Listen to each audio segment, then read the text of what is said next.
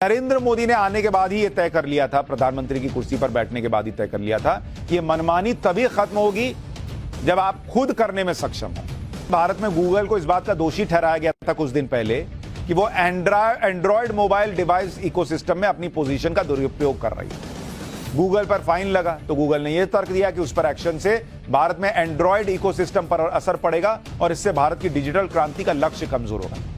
मतलब वो इशारों में समझाने लगा कि तुम तो हम पे निर्भर हो, तुम्हारा काम रुक जाएगा। एक तरह से बचाव की जगह वो धमकी दे रहा था कि मोबाइल ऑपरेटिंग सिस्टम में हम बादशाह हैं, आप हमसे मत उलझो। नरेंद्र मोदी ने कहा कि रुको, तुमको बताते हैं। इसी बादशाहत को कम करने के लिए भारत ने स्वदेशी मोबाइल ऑपरेटिंग सिस्टम बना लिया।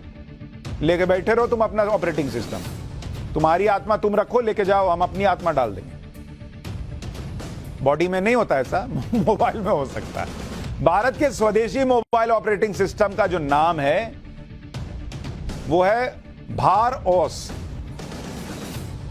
ये है भार, ये भारत का भार हो गया, और ओएस मतलब ऑपरेटिंग सिस्टम।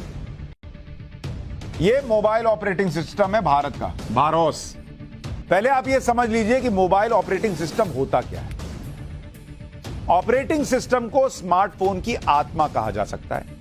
ऑपरेटिंग सिस्टम वो प्लेटफॉर्म होता है जिस पर स्मार्टफोन काम करते हैं। ये एक सॉफ्टवेयर होता है जिसकी मदद से स्मार्टफोन के सभी फीचर्स का इस्तेमाल किया जाता है। BharOS operating system no default apps feature से लैस। इसका मतलब क्या हुआ, नो डिफॉल्ट फीचर्स से लैस? इस ऑपरेटिंग सिस्टम में पहले से कोई ऐप इंस्टॉल ही नहीं रहता।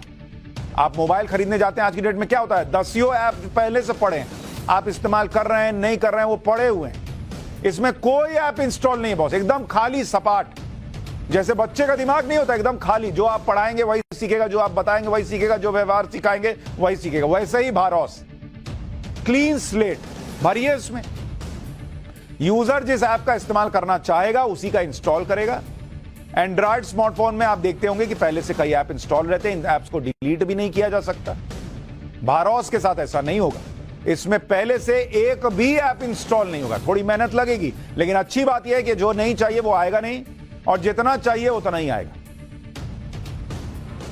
भारओस ऑपरेटिंग सिस्टम में नोटा फीचर भी है। और कहेंगे नोटा तो बॉस इलेक्शन में आता था कि जिसको किसी को नहीं देना वोट तो वहां नोटा देते थे। ये नोटा अलग है बॉस। ये नोटा क्या है, नोटा ये इलेक्शन वाला नोटा नहीं है, ये है native over the air, NOTA, NOTA, native over the air. अब ये क्या है बॉस, इसकी वजह से भारओस ऑपरेटिंग सिस्टम अपने आप अपडेट होता रहता है। सिक्योरिटी फीचर भी अपने आप अपडेट होते रहते हैं, जिसकी वजह से डेटा लीक होने की संभावना बहुत कम हो जाती है। एंड्रॉयड में क्या होता है, अपडेट के लिए बार बार मैसेज आता है, उसे आपको मैन्युअली अपडेट करना पड़ता है, ये अपने आप अपडेट होगा। भारओस ऑपरेटिंग सिस्टम में एक और खास फीचर है, पास मतलब प्राइवेट ऐप स्टोर सर्विसेज। इसमें गूगल प्ले स्टोर के अलावा प्राइवेट ऐप स्टोर से भी सुरक्षित ऐप इंस्टॉल किए जा सकते हैं।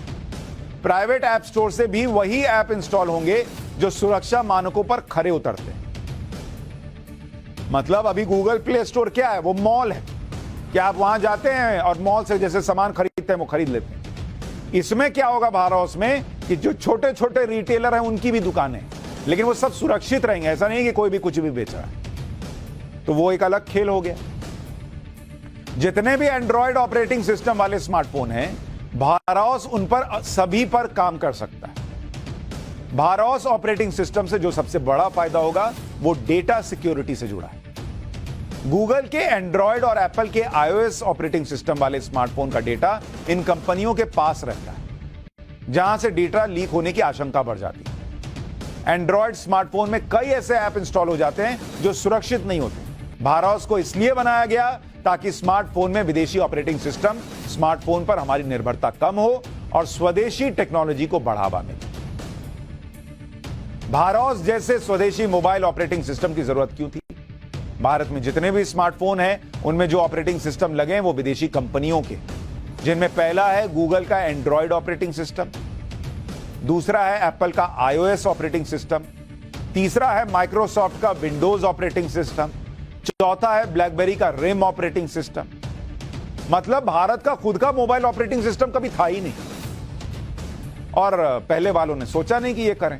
ये तो 2014 के बाद सब चीज में कैसे हम अपने ऊपर निर्भर रहे हैं, ज्यादा से ज्यादा अपने ऊपर निर्भर रहे हैं। ऐसा तो दुनिया में हो नहीं सकता कि सब आप खुद ही कर लेंगे, लेकिन अपने ऊपर निर्भरता बढ़े, मोहताज ना रहे किसी के, ये शुरू हुआ तो ये सब रिजल्ट आ रहा है।